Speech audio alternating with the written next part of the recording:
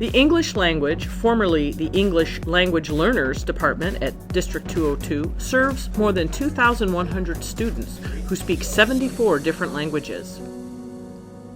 My name is Michelle O'Shea. I'm the Director of English Learner Services and Literacy. English learners often are born here in the United States, and the students are exposed to another language in the home. So when they come to the school, they are acquiring two languages simultaneously. So the English Learner Program does screen and ask parents, is another language spoken in the home, which then prompts the schools to give them a screener. And they need a specific score in the screener to qualify for the programming. If they're coming from a Spanish background, we can offer a biliteracy program at the elementary level. The three-person department serves students from preschool through their senior year of high school. Diana Villalbazo, Database Support Specialist for the English Learner Department. Villalbazo handles data related to EL students, including entering state-required reports from all District 202 schools. Yeah, Diana handles the data. She enters data for over 2,000 students. That's currently this year. So it's not a machine that does it. It's a person manually entering every single test score. My name is Oralia Guzman.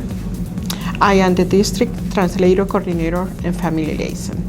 Guzman translates district communications and documents to many different languages. She also helps EL students and families connect with interpreters.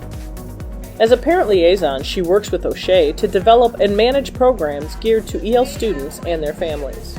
She also helps locate and book the presenters for our workshops. She helps the parent advisory board for our parent cafe. She develops newsletters, sends them out. I mean, I can't list the amount of things that both of these women do because it's endless. My name is Juan Figueroa, and I am a biliteracy teacher at Creekside Elementary School. What biliteracy is so powerful and so neat is depending on whatever language you're teaching it. Let's say, for example, we're teaching a particular concept in Spanish, like any like science in Spanish. What we do then when we're as we're doing it, we're then also then doing something called bridging. And so then we're bridging those concepts then into English. So then the students then are able to make those connections when they see it. They might understand that like a house, this house is in English, but it's also a casa in Spanish. And then they're able to, when they hear both the languages, then they're able to be to understand the concepts. I'm a bilingual student myself.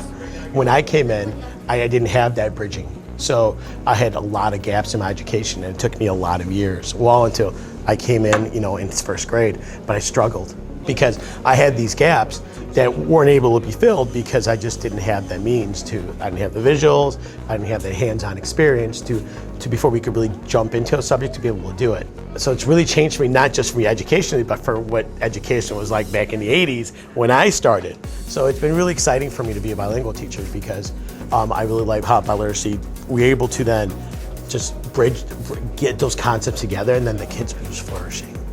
Parents play a big role in programming for the English Language Department, O'Shea said. One programming example is the Parent-Led Cafe, formerly called the Parent Bilingual Advisory Committee. The Parent Cafe Committee, with guidance from O'Shea and Guzman, determined topics, guest speakers, and events to help connect and inform parents. The Parent Cafe gives families an opportunity to give us a direct feedback on our programs and on their needs. It also allows us to educate them about district tests and initiatives.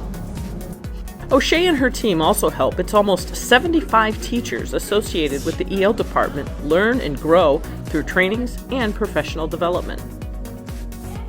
I can honestly say the program's changes and evolution are all because of the people that are in this district. I mean, staff, administrators, students, and parents. And we wouldn't be where we are today if it wasn't for their voices and their input. And I'm so thankful for that.